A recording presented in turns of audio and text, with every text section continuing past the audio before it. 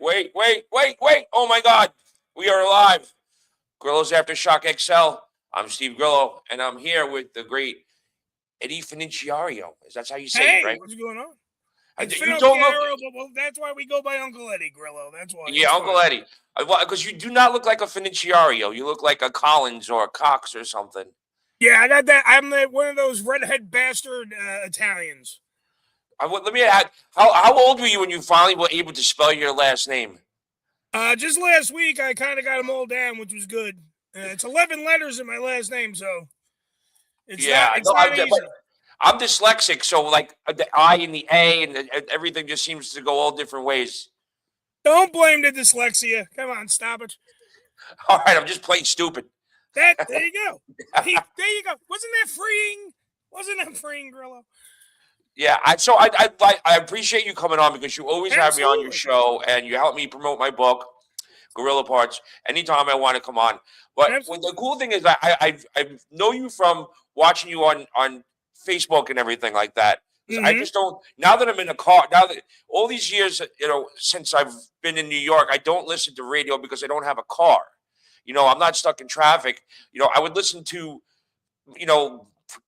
tapes and CDs and stuff. So I haven't listened to radio since I was like in high school. And I know you from social media.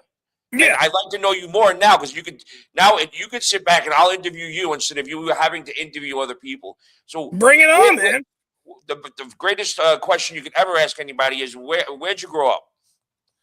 Born and raised Staten Island, New York.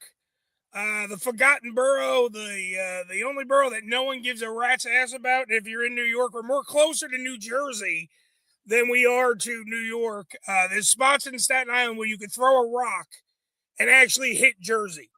You can hit Jersey from Staten Island with a rock. We have tried to secede from New York, and I know that's a big word for you. That means separate from New York. But yeah, born and raised Staten Island, New York, and I actually like Staten Island. It's quiet, it's nice. I mean, there's shitty parts, but there's nice parts too. Well, me growing up in Brooklyn, I had a relative, my aunt and uncle and my cousins lived in Staten Island, and in the 80s, it was all like landfill. And I used to hate going to Staten Island, and I was like, why would people go and move to where they throw out the garbage? It is. We have two giant. I think both of them are closed now. Now they're building like parks on top of the land that was once the garbage pile. However, it was our claim to fame. It was our claim to fame, and that one scene from Goodfellas was shot on Staten Island. That was about the two things anyone gave a crap about Staten Island: garbage dump and the one scene in Goodfellas when the helicopter's chasing him and he's on the phone. Other than that, yeah, I mean, look, it doesn't smell as bad as it used to, which is a plus. I'll tell you right now, Jersey does smell worse, so we're doing better. Yeah, what high school did you go to? I'm very familiar with the high schools out there. I went to Newdorp High School, which is all the way down on the end of Newdorp Lane, right near the beach. So it's easy to say half the time I didn't go to class because the beach was like right there. But yeah, it was in Newdorp High School. I graduated on the merit roll. I never went to class, but graduated on the merit roll. So figure that out. And that's why I decided to go to Catholic high school. I knew all my friends that I hung out with skipped a grade.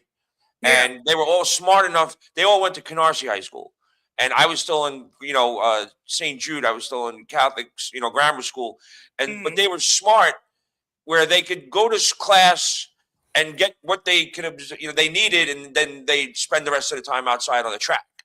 I knew that I had to have an education. I knew if I did that, I would never go anywhere. I had to be in the classroom. So a very pivotal point in my life when I was in 8th grade, my mother asked me, well, if you want to go to Canarsie High School, you can go to Canarsie. We want you to make the decision, but we want you to tell us why you're making the decision.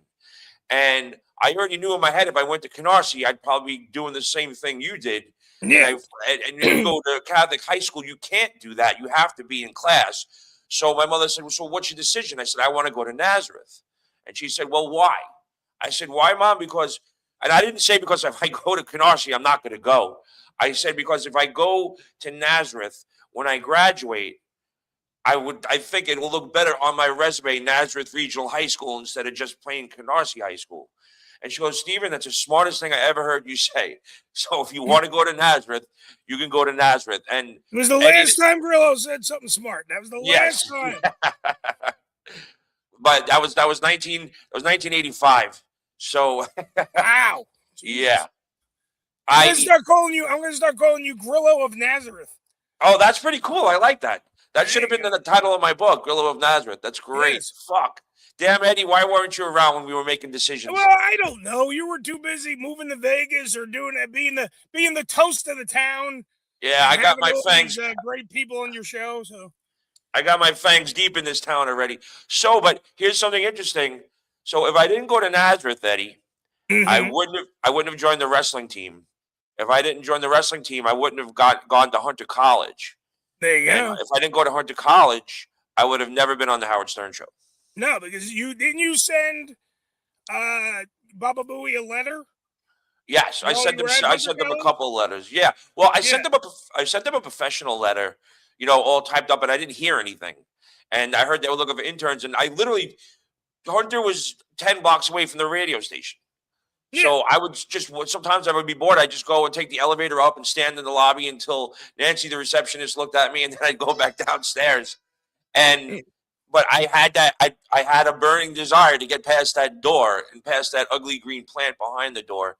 And I heard they were looking for interns again, but I was like, if I already sent them a professional letter, why not just go for pull the heartstrings? I literally sat in one of my classes and wrote that infamous letter. I went for the pathetic, side of the situation. I ripped it out of my spiral. I ripped it out of my spiral notebook. I specifically spelled resume 3 times wrong, because I was like, one of them's going to be right, I stuffed it with all the phrase still on it, the hanging chads, if you will. And I stuffed it into an envelope, and I went and I dropped it off to receptionist Nancy. And 2 days later, I got a phone call. Hey, dude, it worked. You became, in the heyday of that show, you became, Gunga Din. You became Gorilla. You became part of the tapestry of that show. You were woven in.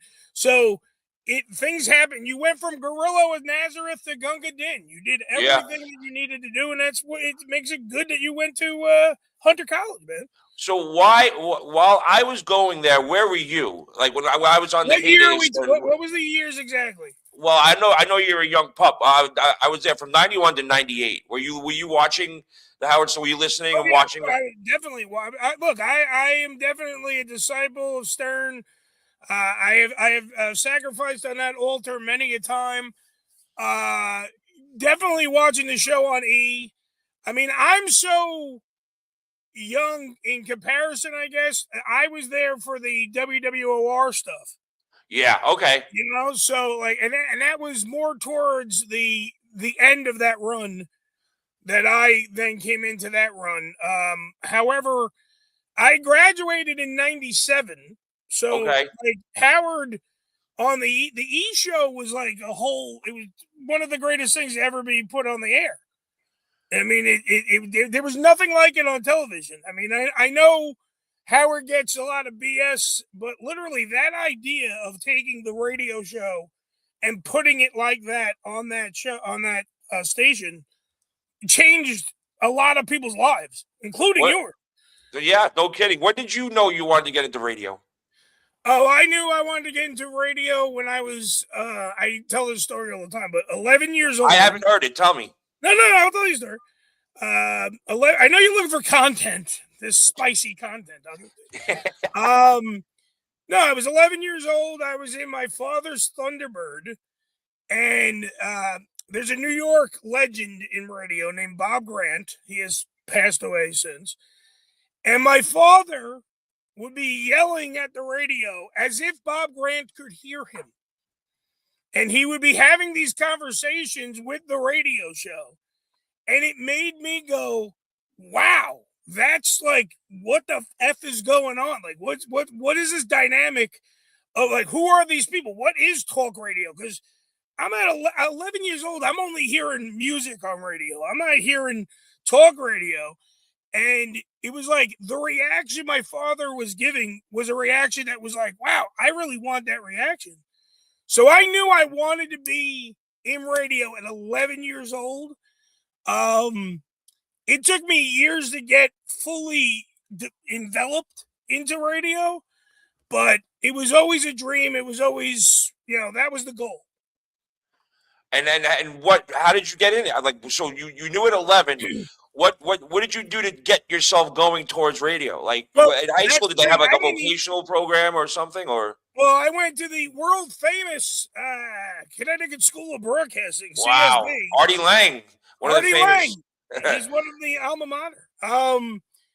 I didn't do as much coke as Artie, but I did go to the same school. We did that because I didn't know. I mean, you got to understand, a lot of people just saw Howard, or they saw whatever person they wanted to emulate, and they didn't know how to get into the business. You don't know shit from Shinola when you're starting out. So literally, I went there. I went to kind of like a preview one where you have to practice. You have to actually audition to get into the school. They're like, hey, we'll offer you like a scholarship and half of what we, whatever, and all that stuff. Did that, went through the course, and literally right after that, I got the first internship was Sirius, before it was Sirius XM, Sirius 2005. 2005, I was here before Howard was here. Ever. Yeah. And what's funny is the only reason I didn't get hired, because they wanted to hire me, was because when Howard was coming in, they literally took the budget of each channel, siphoned money out of it to pay what they had to pay him. So literally, I could say I lost the job because of Howard Stern. Wow. Yeah. Yeah. He's good for that. So the question, I remember when Sirius first started, and because a buddy of mine had well, he's not a buddy anymore, but he had a show there. He talked about video games, and and then there was, I think Chauncey Hayden was one of the first people to have a show. Correct? I think Chauncey was here at one point, and that was in Ireland. Well, no, but in 2005, I remember going up to Sirius when it was like just a concept basically. So what was your role when you were there? I was an intern, and I worked for all the comedy channels.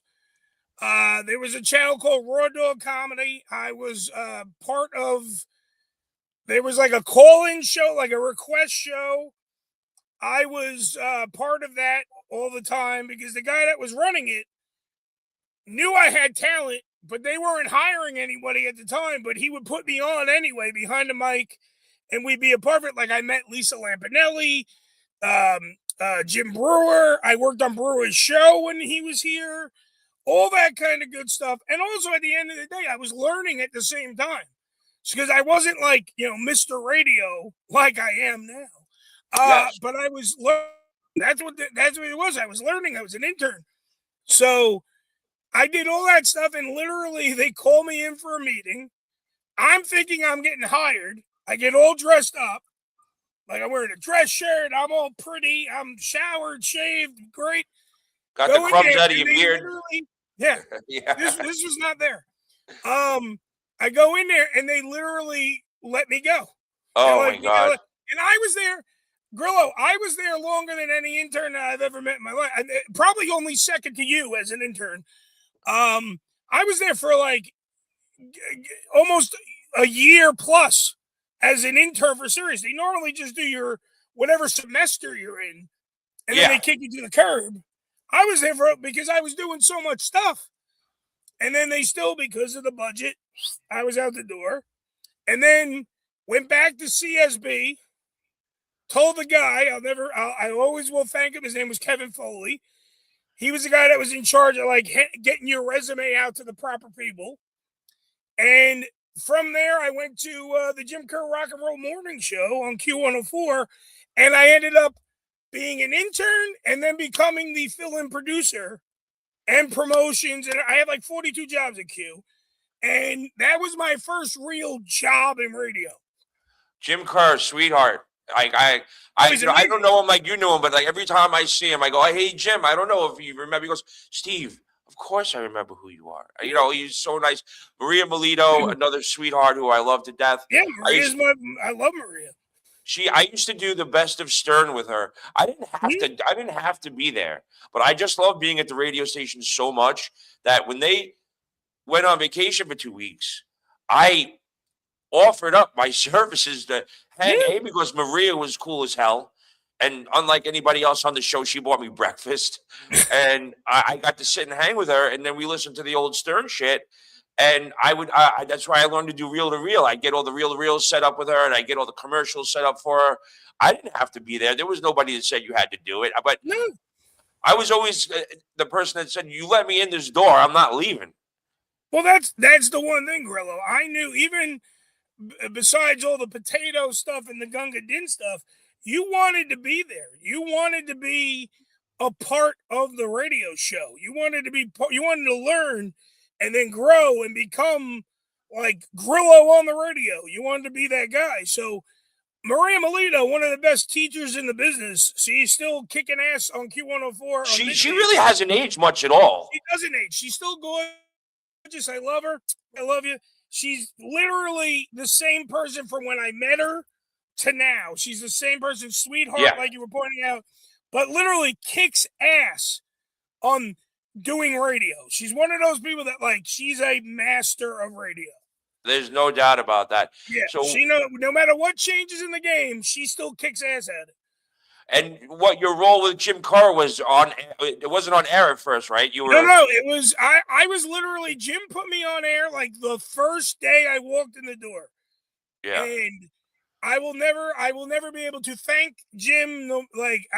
It's one of those things. I love Jim Kerr for the fact that he saw something in me, put me on air the first day that I started as an intern. And then I literally became part of the show. I became part of the show. I was on mic as much as Shelly Sonstein, Joe, Grumpy Joe, as they used to call him on the show, who was the producer, Jim himself. They would actually talk to me. Because of Shelly Sonstein, I actually became a film critic. I literally got to go to the movies and review them on the air. I wanted to do that so bad. Yes, I know. Yeah. And you know what's so funny? The first time they had me do it, I for some reason, I don't know how, especially growing up in the environment that I did, I wasn't an Aliens fan. I didn't get it. I wasn't, when it first came out, I wasn't allowed to go. My mother wouldn't let me go because it was rated R or something, but all my friends got to go, and it's all they did. That's all they talked about.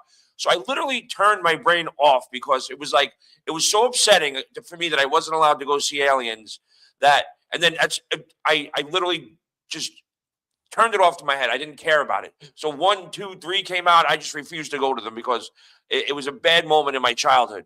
So now I go see the Aliens that came out. It was right before I left. It was like 1998. It was the one with Winona Ryder. Oh, okay. And I didn't know, because I never saw the first one, about the whole, thing, that the surprise, the catch was the guy was an android. Yeah. And I didn't know that. So I really thought the movie, so it was the first Aliens I had seen was that Aliens. Grillo's still waiting for E.T. to come in. He's like, hey, where's this alien? What's going on? And I thought it was horrible. And then Winona Ryder was so misplaced and miscast for the whole thing. And then she turns out to be an android. So Friday morning, it's like everybody was excited to go see this movie. They already got their tickets. Everybody's a big Aliens fan. And I come on. And before Grillo saw the new Aliens, come in here and tell us what you thought. I go, man, that sucked. That was the stupidest thing I've ever seen. What a horrible part. And Winona Ryder was a robot. It was so stupid. I gave away the whole plot line. Yeah. And they were so pissed at you. Oh my God! You know Joe Moreno? He's a radio personality. I think he just won some Senate. He won some Oh yeah, political. he's from Staten Island. I know him. Yes, Yeah. yeah. So he was throwing a party, like maybe like 3 or 4 years ago. He's throwing a party at the Friars Club, and someone introduced me. And okay, so I was like, I went up to him. I said, "Hey, thank you very much for having this party and having me here." He goes, "You ruined aliens for me. I hate your guts." Like, People are holding it. They're holding that. They were getting yeah. Oh man, I didn't realize it. And then I come up with the idea when Howard first comes on Sirius. I pitched the idea. I was like, I'd like to do like a Thursday night movie review show. We'll talk about movies. I'll go see a movie and tell you, you can go see it. Go see it or don't go see it. And then somebody came up with the 5 potatoes instead of 5 stars. And so I get this whole thing together. You know who Radio Man is, right? Yeah, the old guy with the beard. I came up with the idea. If you take somebody completely out of someone's context and make them go see a movie and they like it, that's a great review for a movie. Like if you take like Chuck Zito to go see a romantic comedy, it's not. It doesn't seem like he would enjoy something like that. But if he liked it, that's the best endorsement ever. So I took Radio Man to go see Monster House Inc. in 3D. Oh, okay. And so I figured Radio Man liked the cartoon. So I went to go pick him up that day, and it was like a summer day, and I love Radio Man so much. I dedicated my book to him. At the end of my dedication, it says, "Just because Radio Man," because I love him so much. I've known him for like 30 years, maybe more, and he's out on his bike all the time. He's got that thing where he wears too much clothes, and he doesn't stop to go to the bathroom. His clothes are his bathroom. So, and yeah, he'll tell you too. The first show that I taped in the old studio when we had cameras, he was one of my first guests. No, he was my first guest. Dude, he took out his herniated nutsack and threw it on the table. And as one does, there was like this young little like Asian girl that was like, she was directing and she got up and left. Now, did Radio Man go number 1 or number 2? Or I think it's mostly number 1, but it was a hot summer day. Yeah, no, it's stinky either way. I'm not saying it's good. Well, But I'm just asking, one's worse than the other. Bro. I was literally gagging. I didn't want to, but I so I get him. He meets me at the 14th Street movie theater, and I was like, "Oh my God!" So now it's a kids movie. Yeah. Okay. So and just like a kid, he peed his pants. I literally got the big bucket of popcorn and put it in between us. So I didn't have to sit close. So all I remember is like all the kids in the movie theater were like this, like because this homeless guy, this homeless guy's in a movie theater. Eddie, the whole entire theater shifted over and down because he stunk so bad. Oh my God! I had him come on and review the movie. I had another friend of mine, Reggie, who was like my co-host. And at that time, I was working on The Brave One, and I was Jodie Foster's first team PA for like the whole summer. So, and she was like with me the whole entire time. When I found out I got the demo show, she was like, "Oh, Steve, that's so great. I'm so happy for you. You're going to do great." And I was like, "You're going to be a guest, right?" And she's like, "No." Jodie Foster is so fucking cool, Eddie. Like, she's so cool. Well, I believe I asked you this on my show, but by the way, the Ham Radio Show. Go to hamradioshow.com. Just had to throw the plug in. No, you have to plug it. Ham Radio. No, I plugged this shit out of it. I had because I'm still mesmerized by that. You and Jodie Foster, because I think honestly, getting Jodie Foster to do the show first off, humongous thing. Yeah. But then when they actually gave you shit for it, made no sense to me because she doesn't do interviews. No, I so like it's a huge thing that Grillo does. He gets Jodie effing Foster. A guy shot Reagan for Jodie effing Foster. Yeah. Okay, you get her on the thing, and they still gave you shit. I was like, I don't understand. They didn't even give me a show after that. So I know. Here's the thing. Here's the thing that nobody really knows is the fact that Jason Kaplan produced that segment, and I had an hour, and Jodie Foster was tied up on set, and I was coordinating with my buddy to get her to come on. Okay, and I do like. I'm not bad mouthing Jason Kaplan because I like. But instead of saying, "Okay, Steve, let's wait," you're going to get Jodie Foster. He goes, "My hour's up. See you later. You're on your own." So now I have the brief window to get Jodie on, and now Kaplan didn't want to wait. So I literally was running around Sirius, opening every fucking door there. Can you record a phone call? No. Can you record a phone call? No. Can you record a phone call? No. Finally, somebody goes, I can record a phone call. I go, oh, okay. And literally, phone came on. He hit record, and I was like, so I wasn't necessarily my comfortable self. I was so panicked. And yeah, of course. So like, but she was so great. She like we used to like go back and forth. When she finally agreed to do it, we were at the wrap party, and we both had a couple of drinks, and we were having so much fun. And I was like, "Come on, Jodie, come on, you got to do my show." And she goes, "All right, I'll do your fucking show." You know. And it was so weird because we were on a really weird schedule, and it was like we shot weekends and nights, and the only days we had off are Tuesday and Wednesday. So Tuesday, you got to get your laundry done. You don't have much, especially when you're shooting nights. You're all fucked up. Yeah. So I wore something on our Friday, which was probably like a Sunday. I wore like a blue shirt and my green pants, just hypothetical. Yeah. So the next day I went and I did laundry. So I put the green shirt and the green pants back on. And me and my ex-wife, were walking down by St. Mark's, and I'm looking down the street, and I go, man, that looks like Jodie. And sure enough, it's Jodie, and she goes, ew, you're wearing the same clothes. I was like, I swear I did laundry. So you made friends with Jodie Foster. You got on air with Jodie Foster. You did all these things, and they didn't give you anything out of it. No, they gave me shit. That's what they did. And that's when that prick fucking Jimmy Kimmel was there that day. And he's giving me shit, and they were kind of like picking apart my interview with Jodie, not knowing that I wasn't really prepared because Jason Kaplan bailed on me, and the fact that I had to wait, and it happened at the last second, so I was a little rushed and not really where I wanted to be with her because I was so comfortable with her, and I finally in the middle because Jimmy Kimmel was like the in studio guest that day, and I was like, wait, let me ask you both a question. Have you interviewed Jodie Foster? No. Have you interviewed Jodie Foster? No. Shut the fuck up. Exactly. You know? And especially, you know what? Jimmy Kimmel should shut the fuck up so it all works out. Then I took a sip I had a beer with me that day, Eddie, and I took a drink of the beer, and I burped, and I blew it in Jimmy's face. I think you can actually, if you go on like YouTube, you can find that video of you with the Jodie Foster thing. Oh my God! And burping in Kimmel's face. Yeah, but my favorite, which I have this as a badge of honor in my soul. That as you should. When he was walking out, I guess Ganji interviewed him and said, "What do you think of Grillo?" And he looks at the camera and goes, "I think Grillo's a disgusting human being," and I appreciate that. Yeah, coming from I would be like, thanks. Yeah. What the hell are you, Kimmel? Jesus. So I have a problem with Kimmel because I think he's one of the most unfunniest. He literally should not be doing that type of show. I don't know when he started, he was doing stuff that was different, which was great.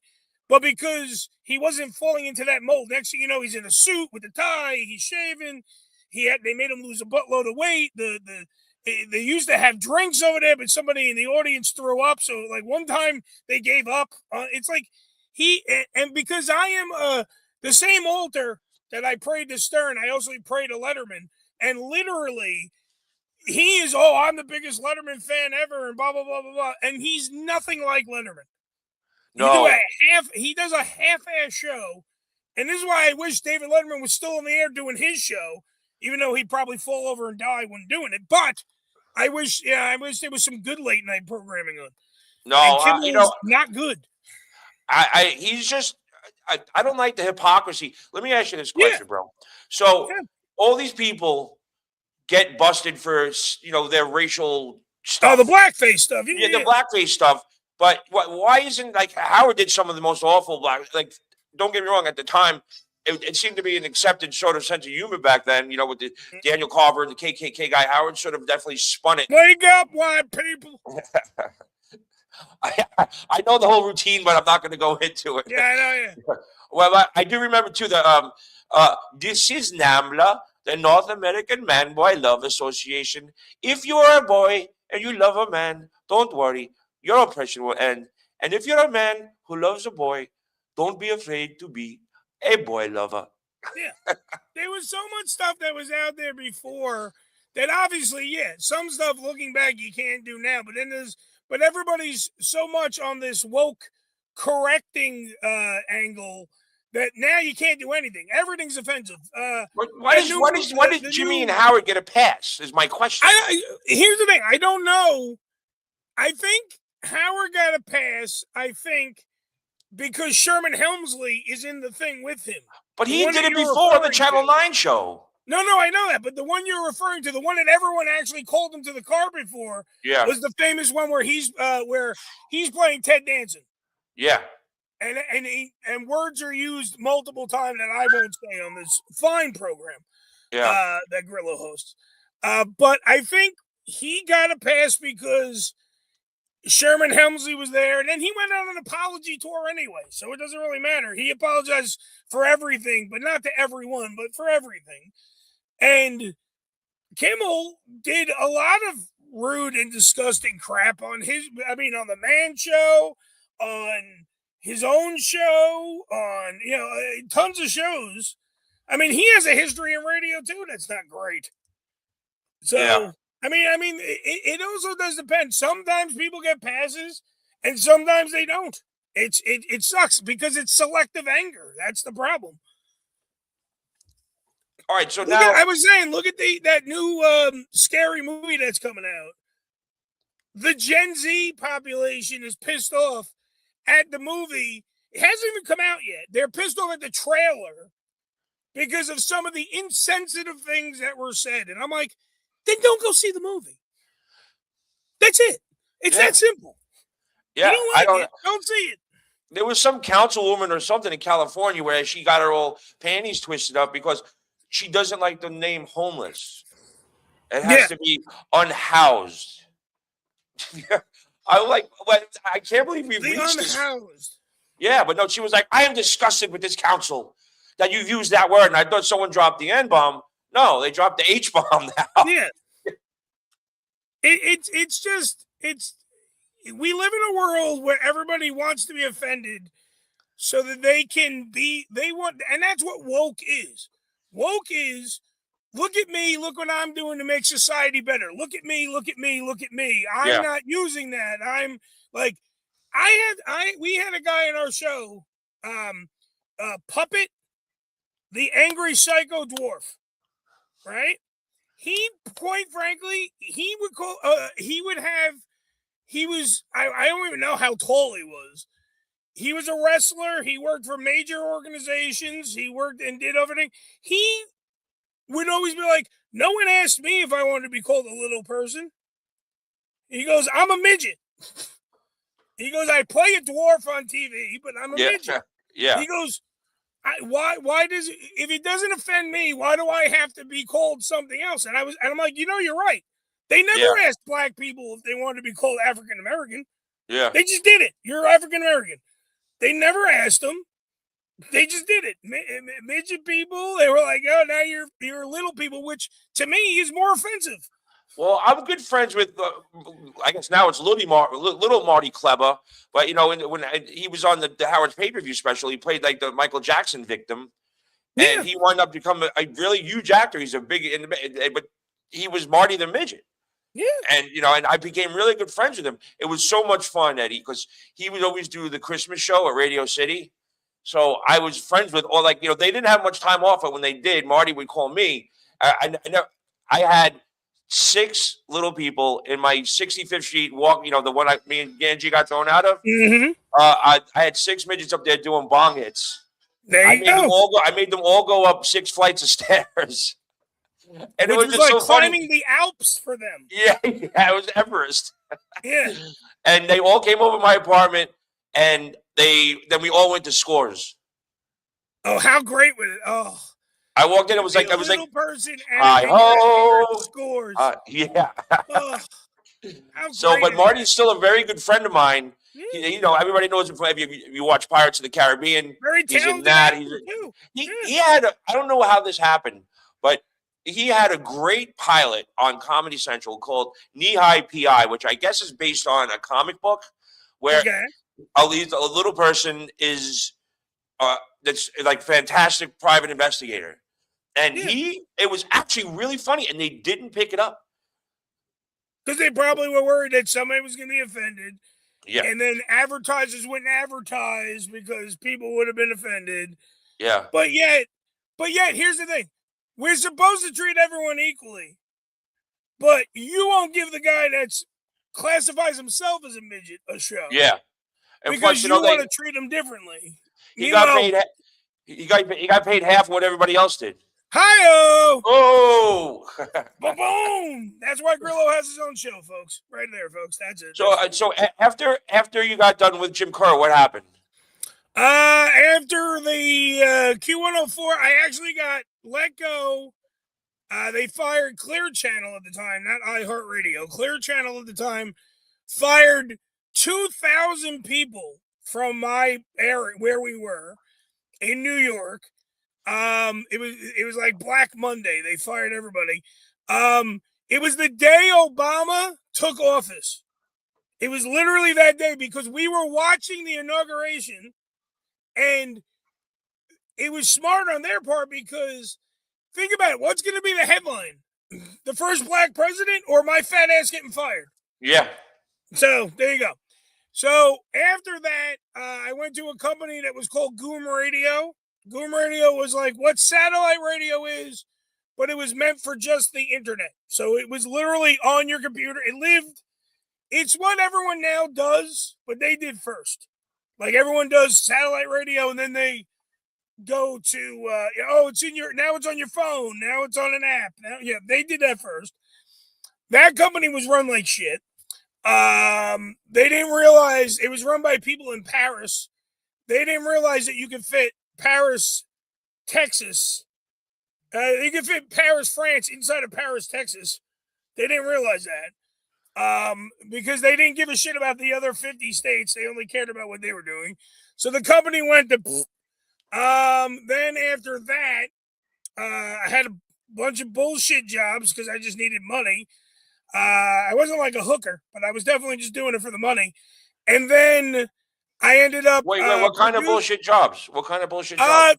From everything from doing working at a movie theater, supermarket work. You know, what I mean? Like anything, whenever I could get. Then I ended up becoming a producer of a nationally syndicated show. Zach Sang and the Gang, which is the name of the show. Zach is very big. He's on Amazon now. He does all his stuff or whatever the hell it is. He's based out in LA now. Then that job fell out after about a year and a half because they moved everything to LA and then fired everybody else but a couple people. And then I ended up at Sirius XM. So, and yeah, you had Sirius right at the merger there. And you had your own show. Yes, I have my own show called the Ham Radio Show. HamRadioShow.com. Shameless plug. I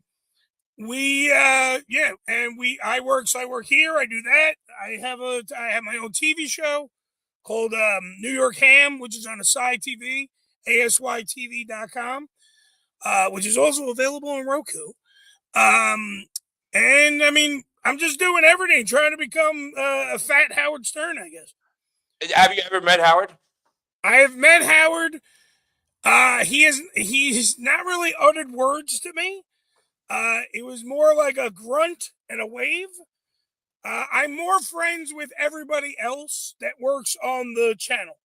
Yeah. Like Sal, Richard, Mike, Ronnie. I did stuff in Vegas with Ronnie, the famous, you know, the one where he screams out 69. And I was there for that. Okay. That was all stuff. We hosted the red carpet for that award show, me and him. So, okay. I didn't, he wouldn't, he doesn't want to see me. What? He doesn't want to see me. Why? He says, well, you trash everybody that I work with. I go, no, I trash one person. One guy. One person could have done the right thing, and one person didn't. And so, yeah, I'm gonna trash him. But I never trashed him. I never trashed anybody else. The only one person that I don't like that always rubbed me the wrong way is JD, because he was just such a he was just like a pompous. Maybe I didn't read him the right way, but I like everybody when I came there. Not that I expected anybody to kiss my ass, but everybody always seemed so happy to see me except JD. And he was just like, yeah, yeah, hi. But it pissed me off because Richard Christie invited me down to go. I guess one of the movies that he made, he got a theater to actually screen it. Oh, that's cool. Richard invited me down, and JD sat in between me and Richard, and Richard was passing back a flask back and forth to me. You know, we were like sharing whatever he was drinking, and JD, instead of getting annoyed with Richard, he got annoyed with me. Enough with this, Grillo. I was like, I'll smack the taste out of your mouth, motherfucker. You know, like, get the fuck out of here. People on the Stern Show, Grillo. Stop. Yeah, no, but so Ronnie, I reached out to him when I got out here. I didn't realize I actually still had his number. And he was like, well, what the fuck do you want? You know, so I said, look, I've known you since I was 19 years old, bro. I never had a problem with you. Never had a problem with each other. We always had a good time. Well, you trash everybody I work with. I go, no, I don't, but okay. And then he did an opening for a bagel store, like around the corner from my buddy, where my buddy lives. And my buddy went down because my buddy, for Private Part, he worked at Bergdorf Goodman down the block. Okay. On the radio station. So when Private Parts, the premiere came, I went down there and bought a suit, and then everybody else went to him to get suits for the premiere. So, cool. You know, he kind of remembered him, and he goes, yeah, well, you know, I'm really good friends with Grillo. He's like my brother. He goes, oh, I don't want to talk about him. I don't want to talk about him. You know, so I guess maybe he's afraid if he does associate with me, somebody will see it and get back to him. He'll get in trouble. There will be probably some backlash. I mean, yeah. Because I think a lot of people there's two camps now. There's people that love the Stern Show and still love the Stern Show and whatever, and then there are people it's a little camp. It's a little camp. Well, it's a little camp, whatever. Yeah. It's a camp nonetheless. It's more of a day camp now. Yeah. But it's a Somali Leering Center. It's one tent. But there's also the other side, so I can understand it. Plus, look, he's Howard's, you know, that's Howard's guy. Yeah. You know what I mean? Like, he doesn't want to get caught in anything, you know what I mean? Yeah. Well, I heard that there was and I heard it from a very reliable source, that there was at some point a memo that went around saying it is highly frowned upon for you to fraternize with ex-staff members. I'm not privy to said thing. However, I mean, I'm sure it's possible that given a warning and said, hey, don't do, you know, I don't look, I work for Sirius XM. I don't work for Howard. So I'm not in that little camp like we were just talking about. So I can talk to anybody. It's just, it is a totally different, it's a different planet over there. First off. Yeah. I mean, it's not like they're adjacent to us. They're like their own world. They do their own thing, and then we're just happy to wave at them. That kind of thing. Yeah, I've been there. I understand. Like, he's got his own wing. Did you? Are you privy to what happened on Friday with Stuttering John and Anthony Cumia? I heard some stuff about it. Now, did I also hear that they made up after that? No, they did not. I think it kind of might have made things worse, but I had Gino Bisconti on my show 2 days ago. I love Gino. Gino's a wonderful human being. Him and his wife they're very good to me. And he was nice enough to come on and talk about what happened on that Friday. And, you know, John had he's in the video. Gino's in the video. He's right behind Cumia when the incident happens. John had an opportunity, because what I understand is actually Cumia introduced him, and he gave him a really great introduction, and all John had to do up there is get up there and just make people laugh. And I had spoken to him a couple of days before, and he said, he was telling me some of the jokes. I'm like, John, that's good shit. And instead of making everybody laugh, he just read from the police report for domestic violence that he got charged. Anthony Cumia got charged with a couple of years ago. When he should have. That's not shoving it up somebody's ass. You're proving to them, you know, that's why they're there to harass you. it's kind of also the easy way out because the room is full of your enemies because that's what happened. In the Dabbleverse Yeah. or Yeah, whatever it that's a is, big fill up deal. the venue, Yeah. and he had like a sold out friggin' room, Yeah. and then he decides to do that when he should have just went with the jokes, like you're saying, because it would have shown that you had some skill. Yeah. All we learned is that Stuttering John can read. That's pretty much. Yeah. Well, yeah, he called me yesterday. I thought he was going to be like, because he's one of those people. Everybody seems to have a friend that is always that mad at everybody. Yeah. I'm not talking to this person. I'm not talking to that person. And that person in my life is John. And he, after I left the show, he got mad at me, didn't talk to me for years. And then, he was like angry. That's another long story. But anyway, so recently, and he always treated me like I was the little brother that he just abused all the time. Yeah, I never had that you level. and him when you worked together didn't get along either in the beginning. Yeah, right? well, I got along with everybody. He just tortured me. He was Tom Sawyer, and he always got me to whitewash his fence. He made me feel obligated to do his job. Of course. And he sat there and you know what I do for you. And he always threw, if he did something nice, if he bought you a cheeseburger, you heard about, I got you that cheeseburger 3 weeks ago, remember? And I never felt on the same level as him. Like he never treated me like Jackie always treated me on the same level. Fred, they treated me like, but John was always like, oh yeah, you're not important enough. So over the past couple of years, I finally feel that I'm on this, like John is treating me like an equal, like as a friend, not just like that little brother that is insignificant. So are you guys talking or? Yeah, no, I spoke to him. So Right. when Shuli started doing his show, I really didn't understand the magnitude of why Shuli. I knew Shuli was just doing the show to bash John. Yes, the Uncle Rico show. Uncle Rico show. And I love Shuli to death. Shuli has done nothing but done me right. Every time I came up to Sirius, he made it a point to interview me. When I had the pizzeria, he made it a point to do a news story about me. He has always been great to me. And John, basically, when they started doing the Uncle Rico show, he came to me and was like, that guy, he's fucking my life. And basically, I don't need it. Don't do it. And then one day, Shuli calls me and says, hey, man, you want to come on? And I go, yeah, I want to come on. I can come on and not bash John. So, and I said, Shuli's always been good to me. He asked me to come on his show. So, all right, yeah, I'll come on your show. So I came on my show. We had a lot of fun. John, then all of a sudden, now it started to turn to John. And I said, if you want me to bash John, if that's the reason why you have me on, then I'm going to say thank you very much for having me on. I had a wonderful time. But if it's time to bash John, I'm going to say thank you, goodbye. And I did. And Shuli goes, I respect that very much. That's why I love you, Steve. And that was it. And the message I got from John was, you motherfucking sucking backstabbing motherfucker. It was brutal. I saved it. Well, he didn't listen to the show, did he? No, of course he did. Maybe he did. I don't know. It was just the fact that he said, don't go on there. And I did. And then, but the fact that I respectfully bowed out, I said, I'm not going to go down this road with my friend, Yeah, but let's be honest. He's the reason, if there was a memo, he's the reason the memo exists. And I don't I'm not trying to fight with John either, but he literally has gone out of his way.